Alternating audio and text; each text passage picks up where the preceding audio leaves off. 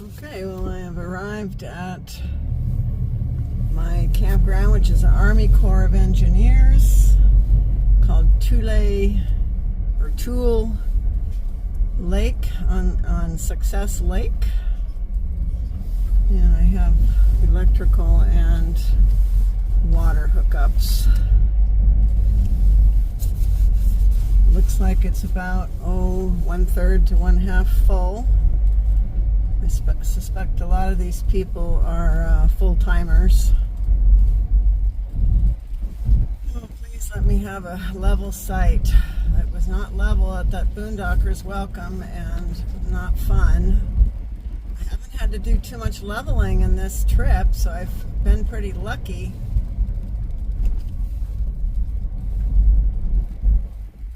Oh, there's a little dead squirrel or something in the road. Yeah, good. It looks pretty level.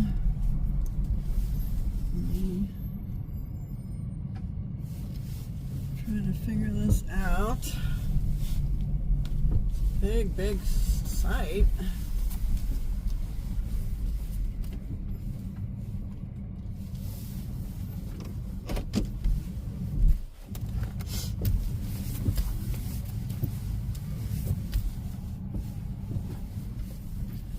My hose reaches, because she said that the hoses, the water outlets are not like right at the site. They're kind of like in between sites. So that's not great. I don't know if my hose is long enough. We'll see shortly.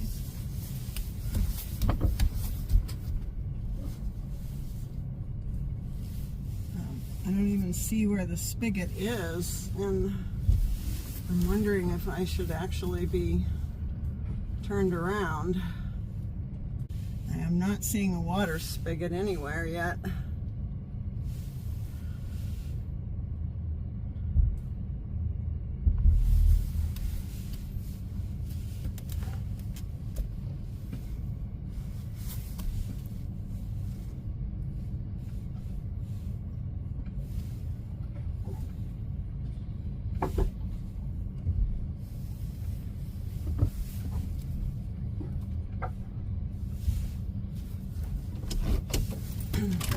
Okay, I found the water spigot, and it looks like this is the closest one. And this is one of the things I'm not liking about road life, is all of these unexpected or unanticipated things. I don't have a hose that reaches this far. This is not going to work at all. So I don't know how I'm supposed to even, like over at the dump station, they didn't have any potable water to fill up with. And so I don't have anything that's gonna work to hook up to this damn place. This is frustrating.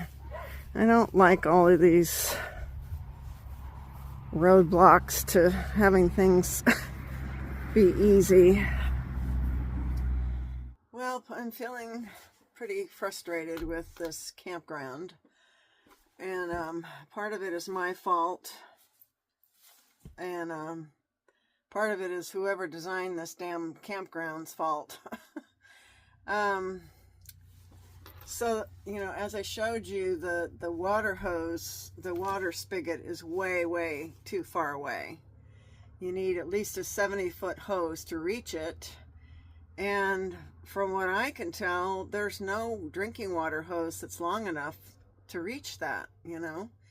And I certainly don't have a long enough hose to reach it. Now, the ranger told me that I should get one of those expandable, collapsible, 100-foot hoses. But I said to him, well, is that a drinking water safe hose? And he said, yes. But from what I can tell, it's not a drinking water hose that's safe. And I'm not sure if I can find one, 100-foot, drinking water hose. He said you should always carry a 100-foot hose with you. So he said, go over to the host that's on site and see if you can borrow her hose. She's got a long hose. So I went over there, And she's got a regular green, you know, garden hose, and that's what she was going to lend me. But I said, well, this isn't a drinking water hose, right? And she's like, well, it's just, you know, it's a regular hose. It should be fine. And I'm like, well, I'm not comfortable using it. And it looked like it had been sitting out in the sun. It was just out there sitting in the sun. And it looked really dirty and old. And I'm like, no, I'm not going to. That's going to make my water smelly and taste weird and everything. So I'm like, thank you, but no thank you, you know. So what I'm going to have to do this week is just, you know, try to, I went and filled up before I came to my site, you know, I filled up my fresh water, and I didn't fill it up completely though, but I have enough to probably last me 2 or 3 days, and then I'll have to, you know, break camp and go get some more water probably later this week. That's within the campground here, but what a crazy design to have the spigot so far away. I did not know that this could happen at a campground where they have the water spigot 70 feet away. I mean, that's just crazy to me. So then, you know, I don't have, you know, a water spigot. Well, I hooked up the electricity, and thankfully that was fine and working. Thank God I have that, so I'm grateful for that. But then my rig was very unlevel, and on the campsite, you know, website, it told me it was slightly unlevel. Well, I wouldn't say this was slightly unlevel. I would say it's moderately unlevel, because I built up, it was showing that I was low on one side and very low in the back. And I only have so many levelers, right? I carry quite a lot, but apparently it's still not enough because I didn't have enough to build up the back. And I needed one in the front too, so at least on one side. So I'm not level, and I'm supposed to be here for 5 days, and my refrigerator is not level. So you know, it was cold out there. It was, I spent over an hour trying to level this thing. And it was very cold, and I was uncomfortable. I had to sit on the ground. I had to like you know, I kept moving the rig around in different spots and to see if that would help, and nothing was helping. So I had to keep bending over, sitting down on the ground, getting up, lifting the heavy stuff. I mean, and this is when I'm starting to think, you know what? I don't think I can do this. I don't think I can do this lifestyle. It's just, it's too frustrating. It's too, labor intensive for me, and I keep wondering if it's too late for me, and I think I'm too old for this because it's just more than I can handle physically. I'm pooped out. I still didn't get it level, and so I'm going to try again tomorrow, and if I can't get it level, I'm going to see if there's any other. But I walked around actually tonight a little bit, and all of the sites are not level here, so I don't even think I can move somewhere. And so I don't think 5 days of an unlevel refrigerator is going to be good for my, refrigerator. So I just don't know if I can stay here. So pretty frustrating. And this is, and then now I had to get inside and, you know, hook everything up and do all that stuff, try to get a level. I mean, it's hard enough that I have to like, you know, before I got to this side, I had to stop and get propane. I had to stop and when I got to this campground and dump my tanks, and then come over here and try to level it, and then deal with that, and then the water situation. And now I've got to set up my office, you know, get my computer out and get all the Starlink set up. And it's like, it's so hard. It's so hard. This is not easy for me. For some people it's a piece of cake, but for me it's just a lot, you know. It's frustrating. I feel stressed out. I feel unhappy. I feel mad. I feel angry. So this is when I feel like I don't know if I can do this, and I'm not sure all this hassle is really worth it to me. It's taking a toll, you know, on my body. It's taking a toll on my brain. You know, again, like driving over here today was very stressful. You know, I only had an hour and a half drive, but it was very windy. It was one of those 2-lane highways where truck after truck after truck is passing by me and whooshing and causing my rig to move over, and there was a steep drop off on the right hand side and at some points, and I was shaking in my boots. I was so scared, and I'm like, this is more than I can handle. It just was a rough day. And for this 6 weeks that I've been here, there's definitely been a lot of challenges, and there's been some highlights, but there's definitely been some challenges, and I keep wondering if I can really do this, if it's really worth it to me. And I also have to make dinner. I'm supposed to make dinner and try to eat something healthy. So it's just like, wow, this is a lot for me. This is a lot. So it's the next morning, and I definitely could feel the rig at a slant here. It's lower in the back, and I put all of my blocks that I have under the back two tires, and it still isn't high enough. So when they open, I'm gonna go up to the front and see if I can move to a flatter spot. Hopefully I can. One thing I did, we'll see if it actually lasts through this though, is I bought myself some rubber, outdoor mats. And, with these like little gravel driveways, I see it's pretty downsloping. When I try to get up on the blocks, I notice that the blocks don't stay in place very well, so it makes it harder. So the rubber mat I used for the first time yesterday on both sides, and it worked really well to not spin and make the blocks move, and so it's much easier to get up on it. I just don't know how long the rubber mat is going to last though with that heavy weight on it. But in any case, I'm hoping they can move me to another flatter spot. There is like a few available, so hopefully I'll get lucky and they'll let me move over to a flatter spot, because this was, it wasn't comfortable, and I'm really worried about my fridge. It's a pretty campground, although the campsite itself is pretty far from the water. The downside, of course, with campgrounds, is your neighbors are not always, they don't always have good etiquette, let's just put it that way. There's a neighbor just 2 doors down from me that's got a lot of barking dogs. They're barking incessantly because I don't think they're being exercised enough. It's the humans' fault. And I understand on the weekends this place gets pretty loud and party-like atmosphere, so I'm glad I'm here during the week. But it's pretty here, and right now it's particularly pretty because everything's so green. After this big storm that's coming, it's going to be even greener. But I'm now walking over to the little registration office and see if they can move me. Well, I got lucky because next to this site is a on-site host, and last night I was going to borrow the hose from her. Last night she told me that this site is blocked off because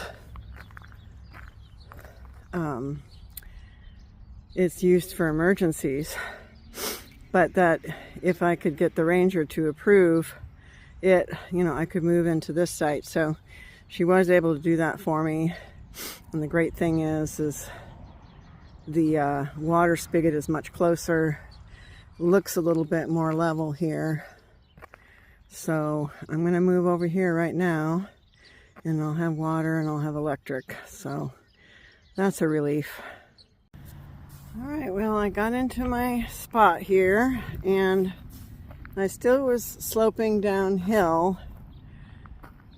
I was able to level it out with my levelers this time. Same, you know, same stack build up, but this time it got it completely level. So I'm really relieved that now I have a level rig.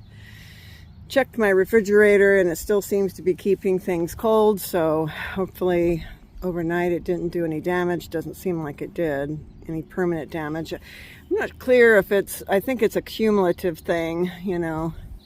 If you keep parking unlevel, then eventually the refrigerator will just stop working, and it's expensive to replace, I think. So I'm really relieved. And then the other great thing is I'm close enough to the water at this site. As you can see, I got my hookup, so yay. I'm so relieved. It was, you know, more work to break camp over there and set up over here, of course.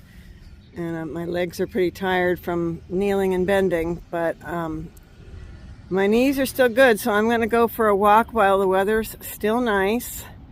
Today's probably the last day, and then tomorrow the rain comes, and then the worst of it is supposed to be on Thursday, a big storm coming on Thursday, a little lighter on Friday, and then it's supposedly supposed to get nice again on Saturday, which is the day I'm leaving here.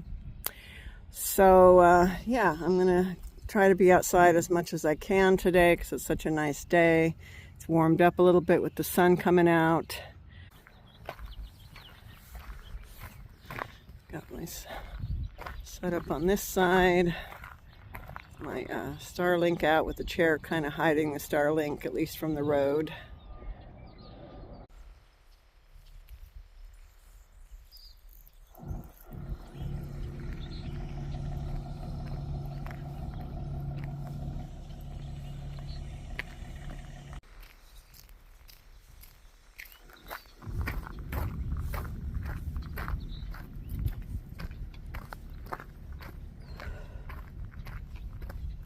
There's a gaggle of geese over there. I thought I heard them yesterday. I don't want to disturb them, so I'm going to walk kind of more over here. Give them their space. There's those gorgeous pelicans again. I encountered them at a campsite. I mean, not these particular ones, but at a campsite when I was going down to Quartzsite, and they have those black tips, and they're just so beautiful when they fly, skimming the water. I just love that. There he goes, skimming the water.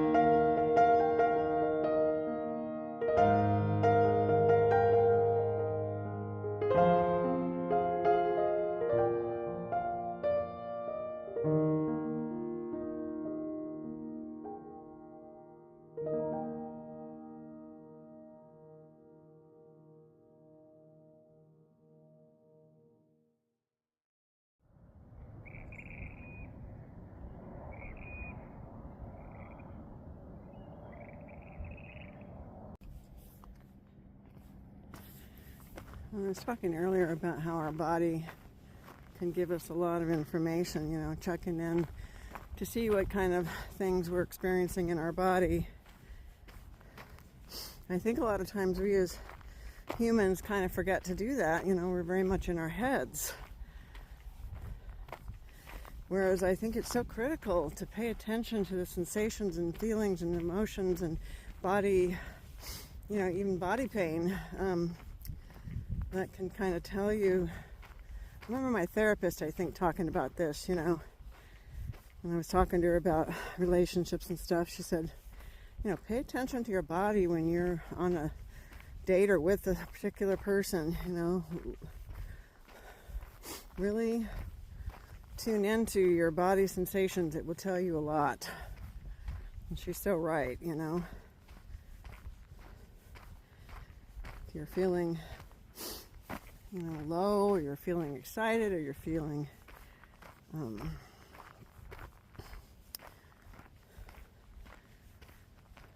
not feeling a sense of dread, or whatever it might be, you know.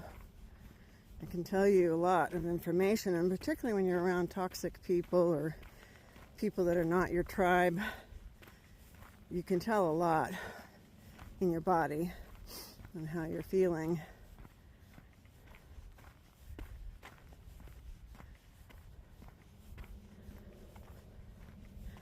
So that's my advice for the day. Don't forget to tune into your body. This is a nice level site. It's too bad it's not a hookup site though. But you have some nice views of the water here at this site. But then again, you have more noise from the highway there.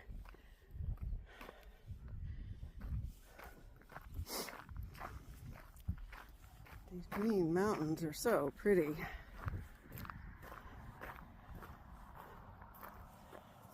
Gorgeous.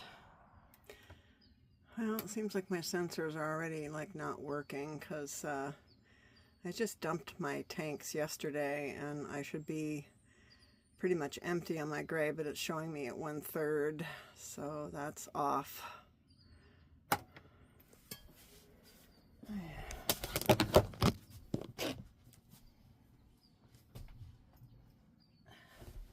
Alright, maybe let's see, I'm going to make scrambled eggs.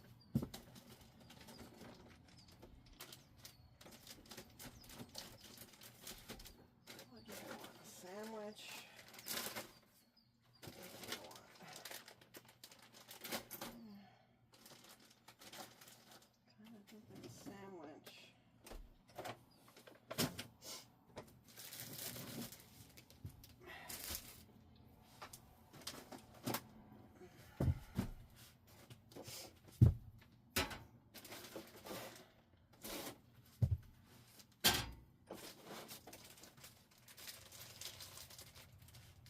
Just finished making my brunch. Got some sweet potato chips and a sandwich. I toasted the bread in the pan, and kind of lately I've been sort of making this sandwich, which is really tasty. It's I got it's not arugula, it's oh my god, I'm forgetting the name of it right now. The peppery stuff, with some oven roasted chicken breast, some apricot jam, and some cream cheese. It's really tasty.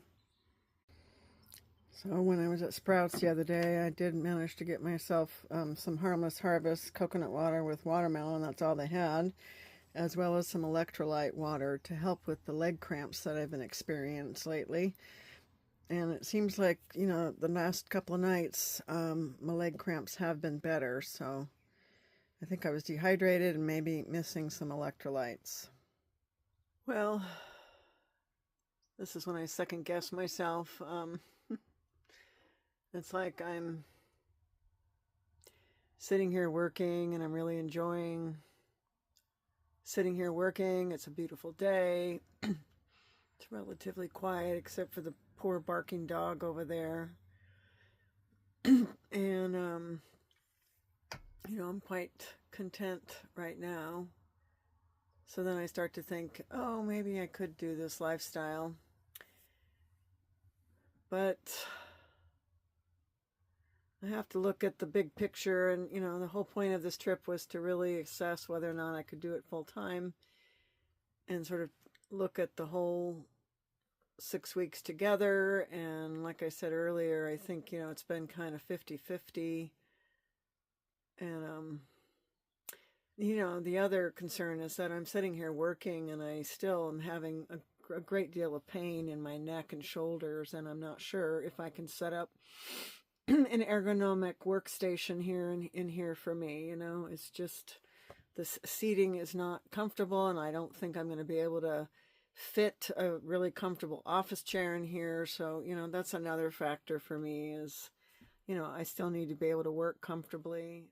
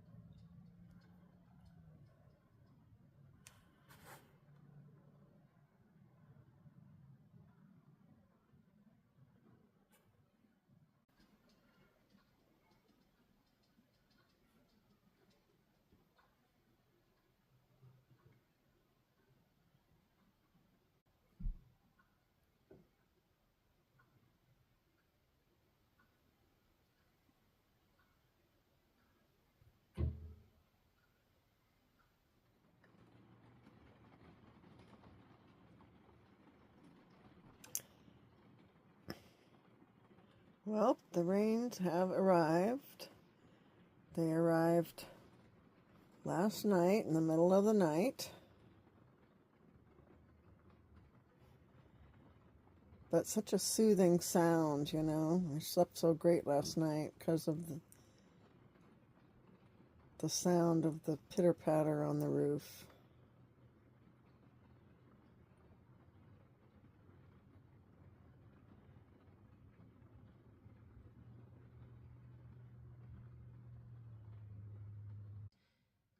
And then she noticed him, hands stuffed into his trouser pockets, standing off to the side of the garden as police moved all around him. I don't know who this man is.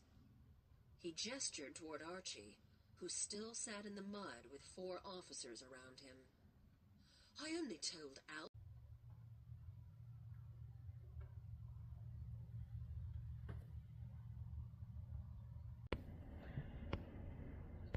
Well, It's been pretty rainy, of course, today with this storm, and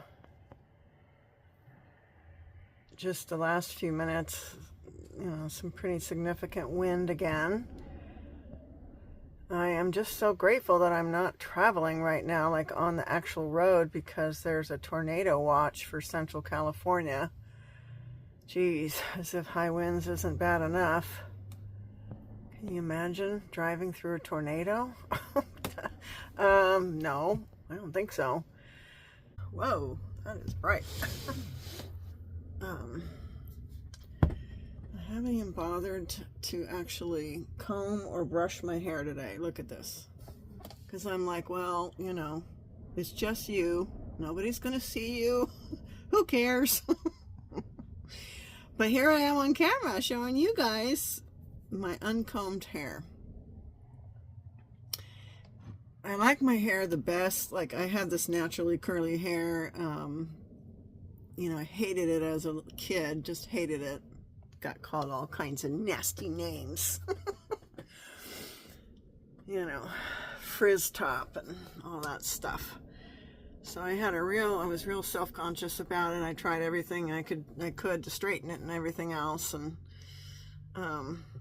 I finally embraced it when I was older, like in my 20s, somewhat. I found some product and things like that I could use that seemed to tame the frizz.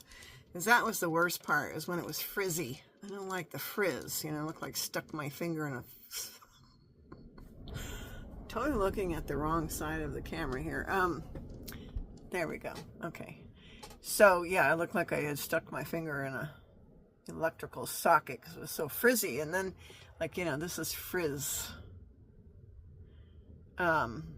So, I discovered product that helped tame the curl, and that helped a great deal and made me feel less self-conscious about my hair.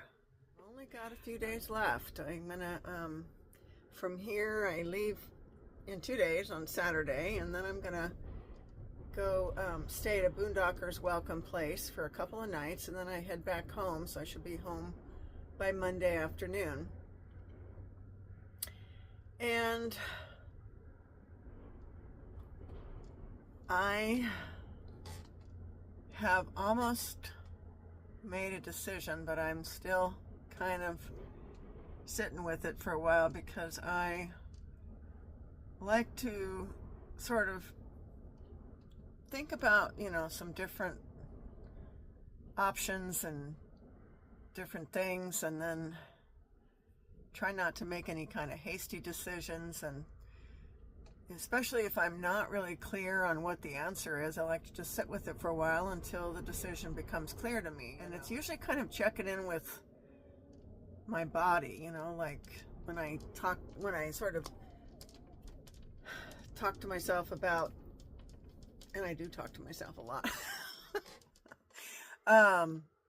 about, different things. I like to see or even just think about, not even talk to myself, but think about different scenarios. Then I like to sort of check in with my body and see how it's kind of reacting. It kind of gives me a clue, as to what's right for me, because I often have this battle between my head, and then my heart or my, gut reaction, and, so I haven't made a definite decision yet, and it's still up in the air. And I also just need to sort of like take time with it, because it's kind of a difficult, decision to make. But what I'm actually coming to, and what I'm actually realizing, is that as much as I love this RV and traveling in it, it is really stressful and hard on me, both physically and mentally. It just hasn't been as easy as I thought it was going to be. And I'm just sort of coming to the conclusion that I don't think I can actually hack RV life night right now at my age. I mean, never really, because, this is it, you know. So I'm leaning towards the fact that, you know, in reality, that I just don't think this is possible for me to do full time in an RV.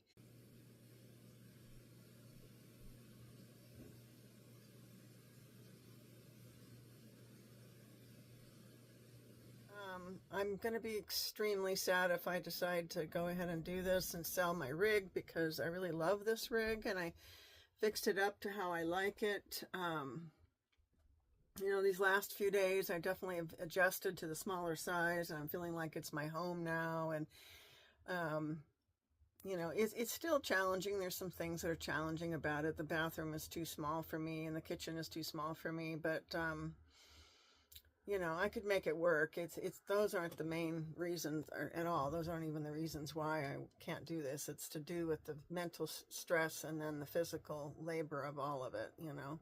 The thing I feel like with RV life is because you're moving around constantly, you know, it's like there's more things that can go wrong, you know, or more things, barriers that keep coming up, or issues that keep coming up that you have to deal with. And I'm just not equipped mentally anymore to deal with that. I get overwhelmed too easily, and it's hard for me sometimes to snap out of it, and it can just take a toll on my body and my pain. I think it's all connected, you know, the stress and everything.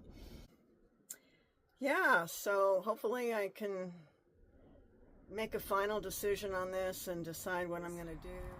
Everything is fresh and clean, and the sky is clear, and everything's so green looking.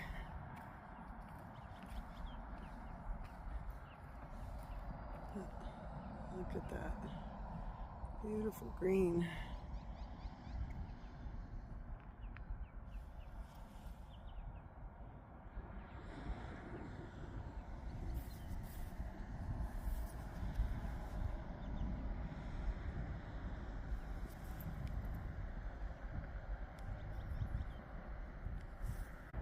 I've been here at this campground, I guess 4 nights now. Tonight will be my last night, then I leave tomorrow to go up near, let's see, what will I be close to? I think Modesto. I'll be close to Modesto, and I'll be staying at a Boondockers Welcome place on a farm. That will be my last camping spot in this 6-week odyssey, which has amazingly kind of gone by quickly. I'm amazed.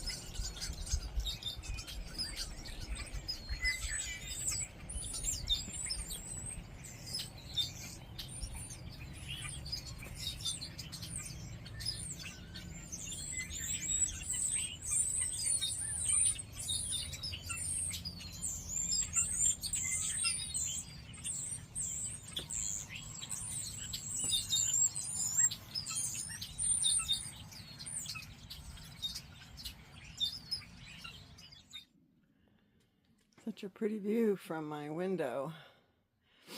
What I'm liking about this park is, as you can see, they space out the campsites very far from each other here at the Army Corps of Engineers, so you're not right on top of each other, so that's really great. I'm not, it's super quiet here. I'm not hearing any generators because this section is the hookup section. They have tent camping sites, but they're further away, so it's actually really nice here. I just wish the water spigots weren't so far away from each site. But what a pretty view here this morning, right? Look at the mountains, the snow-covered mountains here, so pretty. Getting ready to leave. I'm feeling a little sad this morning because I'm getting towards the end of my trip, and I'm still not sure if I'm going to be doing this again in this rig or what. So I'm feeling kind of bittersweet about it. I'm looking forward to getting home too, and I won't lie about that. But it's been a good week here. Once I get settled into my site, it's actually pretty lovely. It's all the in-betweens that's really hard on me.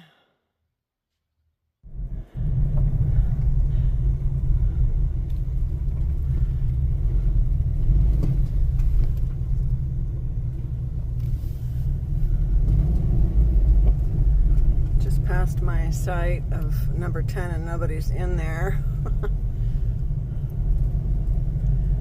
Mountains look so pretty. I guess, yeah, like after all that rain we had snowfall too, and it cleared all of the smog out, and now you can see the mountains so clearly. So pretty. Wow. Again, I haven't spent much time in South Central California, and I'm just kind of amazed at the fact that it has mountains too, because I've always thought of it as flat land. And yes, a lot of it is flat, but it's a cute little RV over there. It's a little short one. It looks like it could be a Lazy Days, actually. I'm not sure.